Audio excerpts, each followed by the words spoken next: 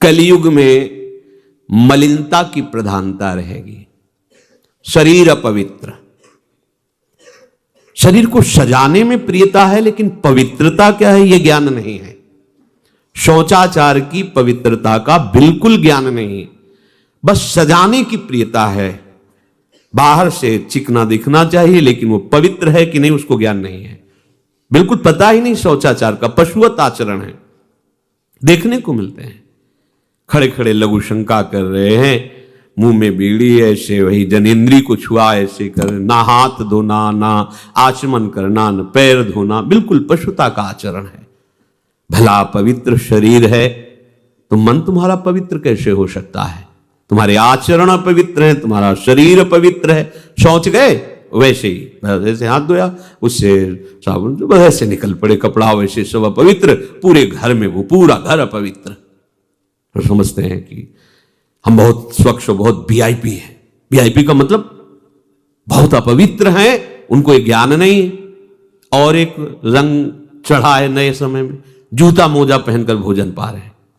देखो कैसी, अरे साधारण आदमी जिसको कोई शास्त्र से मतलब नहीं, किसान आदमी जो बैठ हाथ पैर धो करके पीढ़ा पे बैठ करके भोजन पाने जाए, इतनी पवित्रता तो हमने गांव में देखी है। बिल्कुल शास्त्र नहीं जानते, कुछ नहीं, पर भोजन पाना है तो हाथ पैर धोए और लकड़ी के पीढ़ा में बैठ के और जय भगवान हाथ जोड़ करके जमीन पर बैठ के भोजन पाए। आज चाहे वो चमड़े का जूता हो, चाहे ध्यान रखना, चमड़े की बेल्ट पहनने वाला और चमड़े के जूता पहनने वाले को गौ हत्या का पाप लगता है। अगर वो इन पशुओं से जो चमड़े निकाल कर निर्माण किया जाता है, जूता बेल्ट आदि, ये जो गृहस्थी जन इनका प्रयोग करते हैं, तो उसे गौ हत्या का दंड मिलता है, क्योंकि आप पहनते हैं, उसमें आप सहयोगी हुए, आप उसका प्रोत्साहन बढ़ा रहे हैं गौ हत्या का।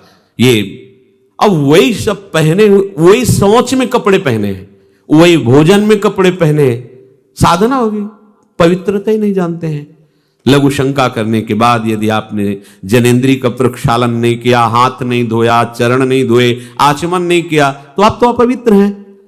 अरे लघु शंका की क्या है, शौच होने के बाद नहीं, विचार बिल्कुल शून्य हो गया है, बस शरीर आराम, पशु की तरह शरीर आराम। क्या शरीर आराम रहेगा? जब तुम्हारा शरीर अपवित्र है तो आचरण अपवित्र होंगे, तो पाप बनेगा, पाप से तुम्हें शरीर को दुख भोगना पड़ेगा। बिल्कुल समझ खत्म होती चली जा रही। कलि केवल मल मूल मलिना, ये नाना प्रकार के पापाचरणों की जो हमारी प्रवृत्ति बढ़ती जा रही है, उसका कारण है खान पान अपवित्र, शरीर अपवित्र। हमने देखा है, वो आपको मजाक सा लगेगा, भोजन पाने के समय घर के जितने भी वयस्क जन होते थे, जब कच्चा भोजन पाया जाता था तो ऊपर के वस्त्र उतार देते थे, एक धोती नीचे पहने हुए ऐसे पाते देखा।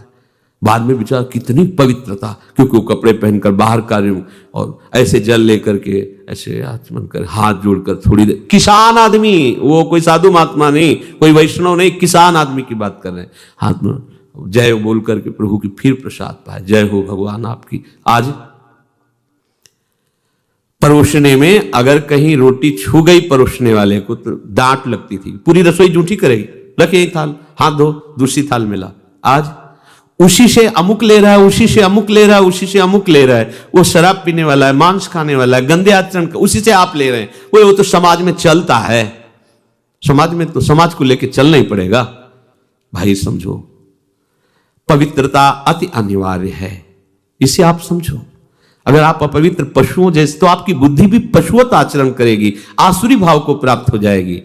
पवित्रता शरीर की आपको एक फल देगी कि आपका मन पवित्र होने लगेगा, क्योंकि शरीर से आसक्त मन है और मन से आसक्त आप हो। जहां आपका मन पवित्र, अच्छे विचार, अच्छा मार्ग, अच्छा निर्णय बुद्धि करेगी, आपको आनंद मिलने लगेगा। ऐसे नहीं है कि आप जैसे पशुवत आचरण करें। बड़ी अपवित्रता बढ़ रही है, अपवित्रता को तो कोई समझ ही नहीं रहा इस विषय को। कैसे कैसे, हमको तो ऐसा भी किन्होंने बताया कि कहीं कहीं ऐसा भी है कि शौच में पानी का ही प्रयोग नहीं होता हो है। हाँ, टिश्यू पेपर कह रहे हो।